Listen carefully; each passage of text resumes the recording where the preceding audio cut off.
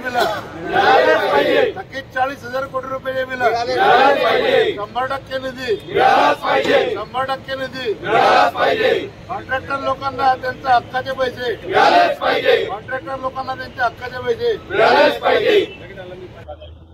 हो, काय सांगणार? आज आंदोलन आपण या ठिकाणी पुकारलेले आहे, नेमक्या आपल्या मागण्या काय आहेत? गेल्या 3 महिन्या पहिलेच जुलै महिन्यात आम्ही आंदोलन केलेलं होतं। त्यावेळेला आम्हाला शासनाने आश्वासन दिलेलं होतं की येणाऱ्या पुढील काळात आपला जो निधी हा पूर्ण प्रमाणात वितरित करण्यात येईल आणि आपली सर्व जी देयके थकीत झालेली आहेत ती अदा करण्यात येतील। परंतु गेली 3 महिने झाले आमचे सर्व ठेकेदारांची विकास कामं ही पूर्ण जोमाने चालू आहेत, सर्वत्र विकास कामे सुरू आहेत। पण असे असताना सुद्धा सरकारने पुन्हा आम्हाला 5 ते 6% आमची बोळवण केलेली आहे, ठेकेदारांची बोळवण केलेली आहे। तर आमचं म्हणणं हे आहे की प्रत्येक वेळेला आपण ठेकेदाराशी हा असा दुजाभाव का केला जातो? आता इतक्या कल्याणकारी योजना महाराष्ट्रात चालू आहेत, त्या जरुरी आहेत, गरजूंना त्याचा लाभ झाला पाहिजे, आम्हाला मान्य आहेत। परंतु दुसऱ्या बाजूला आम्ही जे ठेकेदार आहोत, आमच्या वैयक्तिक खाजगी मालमत्ता तारण ठेवून बँकांकडे प्रॉपर्टी तारण ठेवून आम्ही कर्ज उचलतो, सरकारची कामं करतो, विकास कामं करतो। मग असे असताना देयक द्यायच्या वेळेला मात्र ठेकेदारावरती का अन्याय केला जातो? ठेकेदाराला 5-10% देऊन त्याला का त्याची बोळवण केली जाते?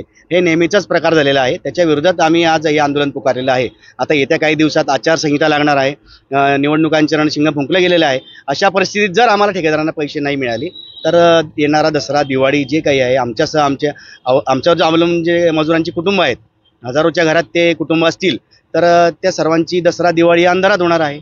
मग सरकारने सुद्धा आमची काळजी घ्यावी। ज्याप्रमाणे सरकारने इतर योजना लागू केलेल्या आहेत, राबवित आहेत, त्याचप्रमाणे ठेकेदारांची देयकं त्यांनी पूर्ण प्रमाणात अदा करावीत आणि आम्हाला उपकृत करावे। वारंवार तुमची देयकं शासन हे थांबवून ठेवत असतं, असंच जर चालू राहिलं याच्यासाठी तुम्हाला वारंवार आंदोलनही करावे लागतात। जर असंच चालू राहिलं तर तुमचं पुढचं पाऊल काय असणार? असंच चालू झालं तर तुम्ही आजच्या स्थितीला महाराष्ट्र सरकारकडे 40,000 कोटी रुपयांचं आमचं सर्व ठेकेदारांचं घेणं आहे।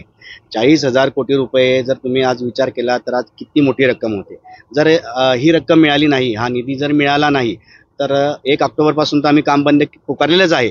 परंतु जर अशातही निधी मिळाला नाही, आचारसंहितेच्या पूर्वी जर आमची देयकं अदा केली गेली नाहीत तर आम्ही ही कायमस्वरूपी कामं बंद करणार आहोत।